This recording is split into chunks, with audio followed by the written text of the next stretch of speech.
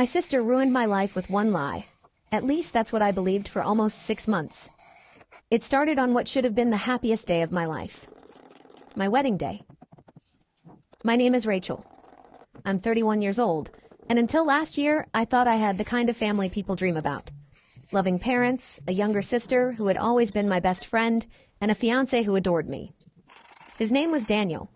We met 5 years ago at a friend's birthday party. He was quiet, thoughtful, the kind of man who listened more than he talked.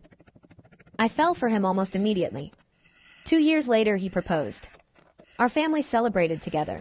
My parents loved him. His parents loved me. Even my sister Emily said he was perfect for me. For 3 years, everything felt stable and happy, until the morning of my wedding. The ceremony was supposed to start at 4 p.m. By noon, the house was full of people. Makeup artists, bridesmaids, my mom crying every 10 minutes, my sister Emily running around helping with decorations. I remember sitting in front of the mirror in my wedding dress thinking how surreal it felt. This was it. The moment my life was supposed to begin. Around 1:30 p.m., Emily knocked on the door of the room where I was getting ready. Her face looked strange, pale, like she had seen something horrible. "Rachel," she said quietly, "can we talk?" I thought maybe something had gone wrong with the venue, or the cake, or the flowers. But when she closed the door behind her, her hands were shaking. "What happened?" I asked. She hesitated. Then she said something that made my entire world stop. "Daniel is cheating on you." I laughed. Not because it was funny, because it sounded ridiculous. "What?" I said. Emily swallowed hard. "I didn't want to tell you today. I really didn't, but I can't let you marry him without knowing." My stomach twisted. "Knowing what?" She pulled out her phone. I found messages. I remember my heart beating so fast I could hear it in my ears. "What messages?" She opened the phone and handed it to me. The screen showed screenshots, texts between Daniel and another woman. They were intimate, flirty, and dated just 3 days earlier. One message read, "I can't wait to see you again." Another said, "After the wedding, things will be easier." My hands started shaking. "This has to be fake," I whispered. Emily looked about to cry. "I wish it was." I felt like the room was spinning. "Where did you get this?" She hesitated again. "I saw it on his laptop last night." I stared at the messages. The contact name was saved as Claire. I didn't know anyone named Claire. "I thought maybe it was old," Emily said quietly, "but the dates are from this week." I couldn't breathe. The makeup artist knocked on the door. "Rachel, we're almost ready for photos." Emily quickly took the phone back. "You need to decide what to do." My mind was blank. 3 hours from now I was supposed to marry Daniel. 3 hours. And now my sister was telling me he had another woman. I kept repeating the same sentence in my head. This can't be real. It can't. But the screenshots looked real. The messages looked real. And the worst part was that the writing style looked exactly like Daniel.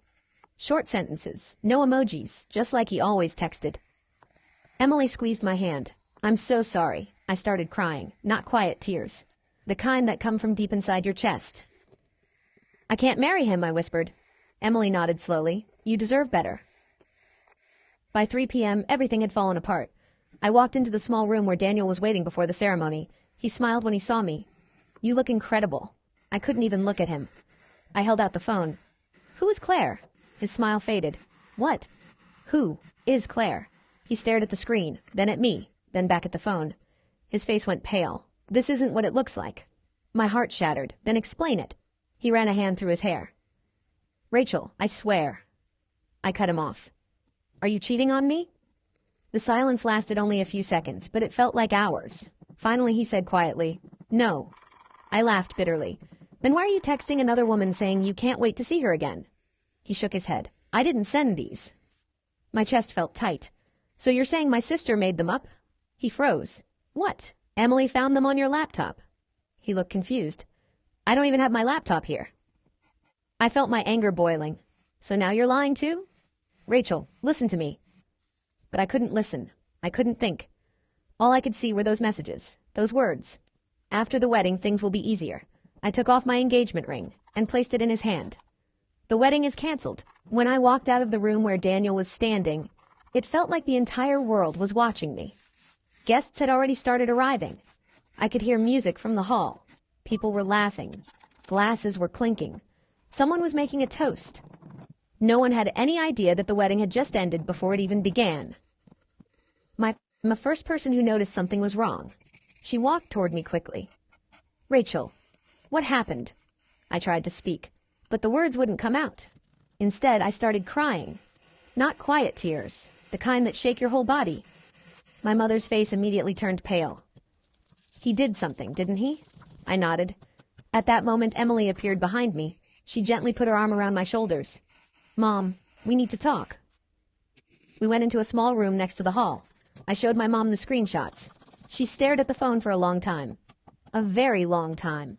Then she whispered, "Are you sure this is real?" I nodded slowly. Emily found it on his laptop. My mom closed her eyes for a moment.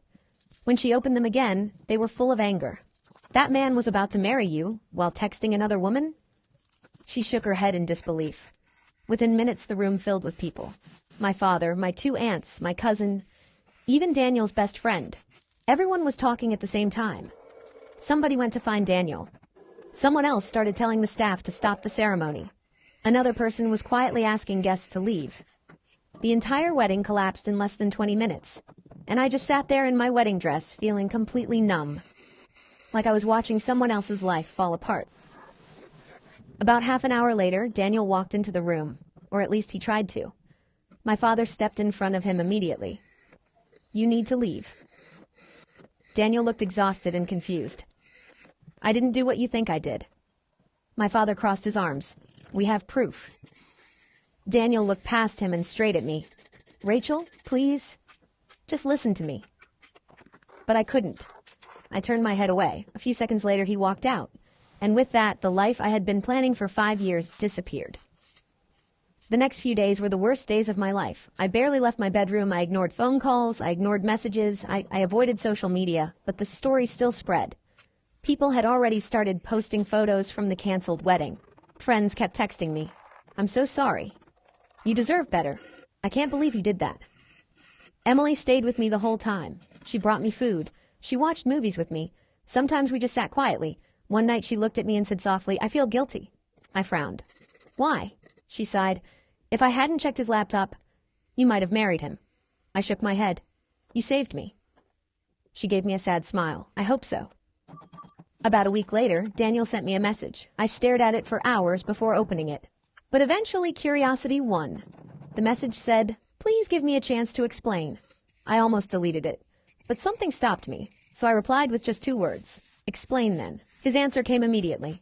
"I didn't send those messages." I rolled my eyes. I had already heard that excuse. But then he sent another message. "And I can prove it." I hesitated. "How?" His reply came a few seconds later. "Because at the time those messages were sent, my phone was turned off." I frowned. That sounded like a weak excuse. "So who sent them?" He wrote. "I don't know." Then another message appeared. "But I think someone hacked my account." I almost laughed. It sounded ridiculous. But then he sent another message. "And there's something else." I stared at the screen. "What?" His answer came quickly. "My laptop wasn't even at my house that night." I felt a strange chill run through my body. "What do you mean?" He replied, "I left it at your parents' house after our family dinner." My heart skipped a beat, because that dinner had happened only 2 days before the wedding, and after we finished eating, Daniel had forgotten his laptop in the living room. I slowly typed, "So who could have used it?" His answer came immediately. "Anyone who was in the house." My stomach tightened, because that night only a few people had been there. My parents, me, and Emily. I immediately pushed that thought away. That was impossible. Emily was the one who found the messages. She cried with me. She supported me. She protected me from marrying a cheater. Right? I closed the chat. But the strange feeling didn't go away. The next day, Daniel messaged me again. I spoke to a friend who works in cybersecurity. I didn't reply.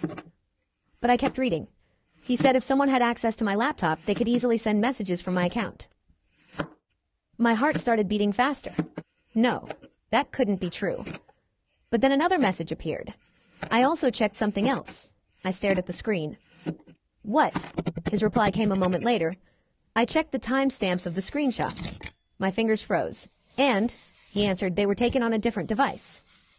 I frowned. What does that mean? Daniel wrote, "It means someone created those screenshots." There was a pause. Then another message appeared. "Not from my phone." I felt my stomach drop. Because if that was true, then someone had deliberately created those messages. Someone had taken screenshots. Someone had shown them to me.